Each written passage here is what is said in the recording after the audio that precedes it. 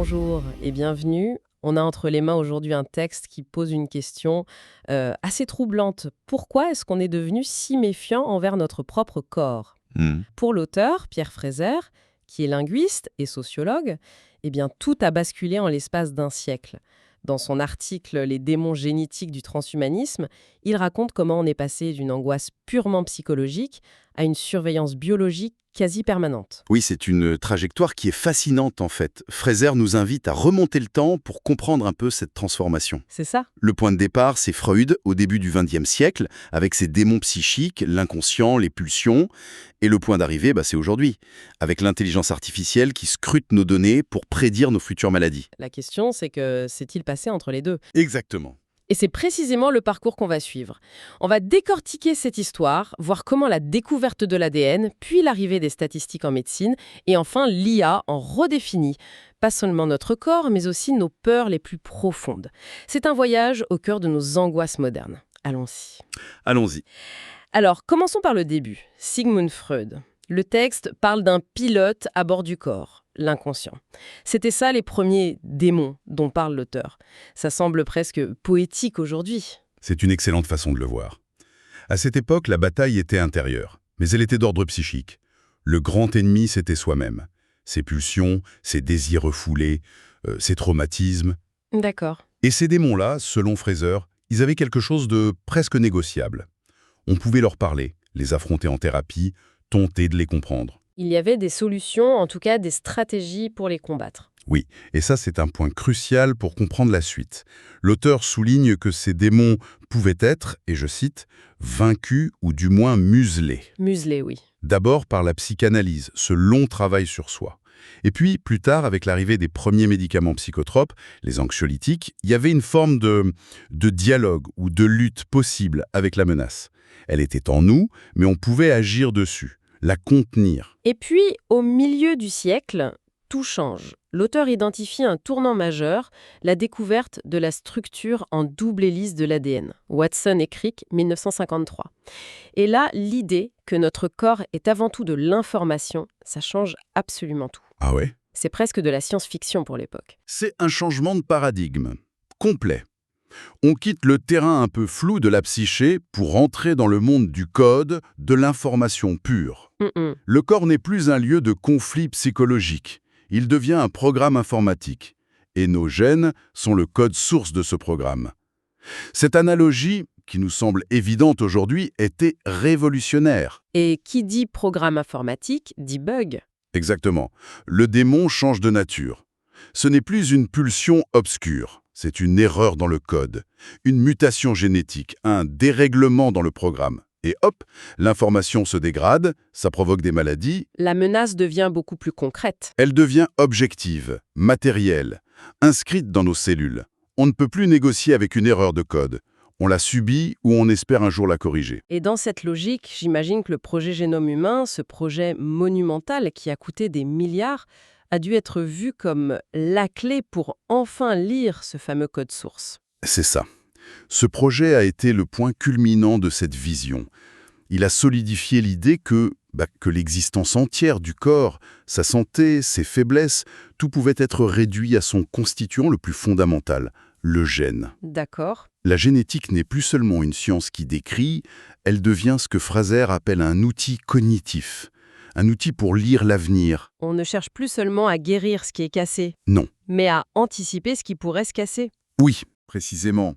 L'objectif devient la prédiction. On veut créer de statistiques sur les prédispositions, anticiper les incapacités. C'est la promesse d'unifier la connaissance de tous les corps humains sous un langage unique, celui des gènes. Le destin n'est plus dans les étoiles, il est dans notre ADN. Cette idée du corps comme programme est vertigineuse. Mais l'auteur ne s'arrête pas là. Il montre qu'une autre révolution, plus discrète, se jouait au même moment dans les hôpitaux, avec l'essor des essais cliniques. J'avoue, le lien entre eux deux, je ne l'ai pas vu tout de suite. Et pourtant il est fondamental. Ce que les essais cliniques introduisent, c'est la norme statistique comme nouvelle définition de la santé. C'est-à-dire ? Avant, être en bonne santé, c'était, globalement, ne pas avoir de symptômes, ne pas se sentir malade. Avec les essais cliniques, on établit des fourchettes statistiques pour absolument tout. le cholestérol, la tension, l'indice de masse corporelle. Et donc, être en bonne santé, c'est plus un ressenti personnel, c'est juste être dans la moyenne? C'est exactement ce glissement. Votre santé n'est plus un état absolu, mais votre position sur une courbe de Gauss. Si vous êtes dans la moyenne, vous êtes normal, en bonne santé. Si vous êtes à la marge, même sans aucun symptôme, vous devenez un sujet à risque. Ah oui. La distinction entre santé et maladie devient incroyablement floue. J'essaie de comprendre l'impact psychologique de ça. Comment est-ce que le simple fait de définir un taux de cholestérol normal a pu créer une telle angoisse? Parce que ça déplace et enlace. La menace n'est plus ce qu'on ressent, mais ce que les chiffres disent. Le texte parle d'un glissement crucial. On passe d'une médecine préventive, Qui évitait des maladies connues, le scorbut, la polio. voilà, à une médecine prédictive. Un corps malade, ce n'est plus un corps avec une tousse ou de la fièvre. C'est un corps dont les données statistiques indiquent une probabilité de tomber malade. Le moindre signe incongru, la moindre valeur qui sort de la norme, est interprété comme une défaillance potentielle qu'il faut maîtriser. Mais attendez, on pourrait pas voir ça comme un progrès immense? Savoir qu'on a un risque élevé de développer une maladie, c'est une chance de pouvoir agir en amont, non? Plutôt qu'une source de peur? C'est l'argument du progrès médical et il est tout à fait valide. Bien sûr que c'est un progrès. Mais ce que l'analyse de Fraser met en lumière, c'est le coût psychologique. Il parle de la naissance d'un horizon de la peur. L'horizon de la peur. Si votre corps est un programme avec des bugs potentiels, et si votre santé est une probabilité statistique, alors la conclusion logique, c'est que vous n'êtes jamais vraiment en bonne santé. Vous êtes au mieux un malade qui s'ignore. Un pré-malade en quelque sorte. Le corps devient un ennemi potentiel qui peut nous trahir à tout moment sans prévenir. C'est ça. Il devient, et je cite, un vecteur de menace, d'incertitude et de peur. Et face à cette menace invisible mais omniprésente, quelle est la seule réponse possible? La surveillance. Le contrôle total. C'est là que naît cette obsession pour les tests de dépistage, l'imagerie médicale, les bilans sanguins. On déploie un arsenal technologique pour vérifier en permanence que le programme tourne correctement. C'est intéressant parce que l'auteur fait un parallèle assez surprenant avec la morale puritaine du XVIIe siècle. L'idée de gouvernance de soi, de maîtrise totale. Oui, le lien est très astucieux. Cette vieille idée morale de se contrôler, de ne rien laisser au hasard, elle trouve une application technologique inouïe. La science, la biologie, la génétique deviennent les outils modernes de cette quête de maîtrise absolue. Le corps du XXIe siècle est un corps à surveiller en permanence, de l'intérieur, comme un traître potentiel. Voilà. Et l'auteur insiste sur la nature de ces nouveaux démons. Ceux de Freud étaient gérables, mais les démons génétiques, il les qualifie d'indomptables. Pourquoi une différence si forte? La différence, elle réside dans notre capacité d'action. Enfin, du moins jusqu'à récemment. Les démons de Freud, on pouvait les museler par la thérapie. Un déséquilibre biochimique, comme un taux de sucre, on peut le corriger avec des médicaments. Oui. Mais le démon génétique, l'erreur dans le code source, on ne peut pas simplement l'effacer. Le texte mentionne les promesses de la génomique, mais pour l'instant, cette erreur est inscrite en nous, comme une fatalité. Et même si on y arrive un jour, le mal est fait. C'est ça.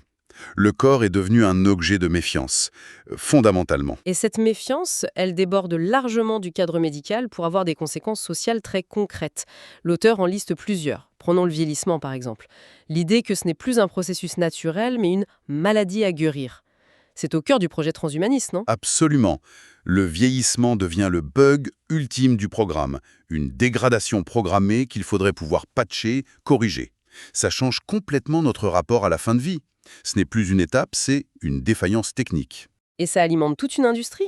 Oui, l'industrie anti-âge et des projets quasi immortalistes dans la Silicon Valley. Restons un instant sur une autre conséquence, l'idée du corps comme marchandise. Est-ce que l'auteur donne des exemples concrets de comment cette pression se manifeste au quotidien?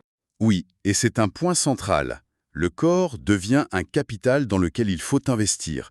Un corps performant, beau, musclé, ce n'est plus juste une question de bien-être, c'est une valeur quantifiable sur le marché du travail.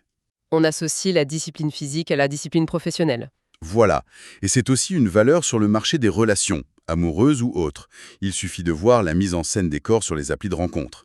Il faut constamment optimiser son capital corporel pour rester compétitif. Et la médecine elle-même est entraînée dans cette logique. Tout à fait. Sa mission, c'est plus seulement de guérir des maladies, mais de construire un corps optimal. La chirurgie esthétique, les compléments alimentaires, le coaching, tout ça participe à une vision du corps comme un projet d'amélioration continue. Un objet de consommation?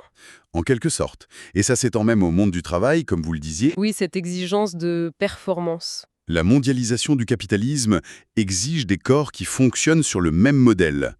Flexibles, adaptables, connectés en permanence au travail par, je cite, « les milliers de fils invisibles de la communication ».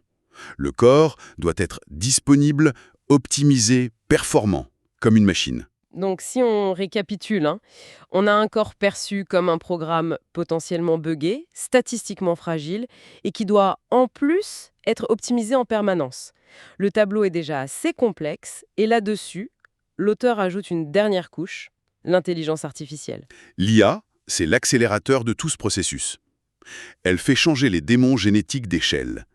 La menace, c'est plus simplement la présence d'un gène défectueux, mais ce sont les interprétations automatisées que l'IA peut faire de milliards de points de données. Des données sur nous? Oui, elle lit, elle classe et surtout elle prédit nos vulnérabilités biologiques avec une précision qui nous dépasse complètement. L'image de l'oracle algorithmique que l'auteur utilise est très puissante. On n'a même plus le droit à l'ignorance en fait. L'IA sait avant nous. C'est exactement ça. Elle prétend pouvoir révéler ce que nos gènes ne disent pas encore, ce qu'ils taisent. En analysant des corrélations incroyablement complexes entre nos gènes, notre mode de vie, notre montre connectée, elle peut prédire des risques futurs avec une probabilité affinée en permanence. C'est la surveillance ultime. Et c'est là qu'on arrive à la dernière mutation du démon. Oui, la conclusion du texte, c'est que les démons génétiques se transforment en démons prédictifs. La menace, ce n'est plus une possibilité inscrite dans notre code.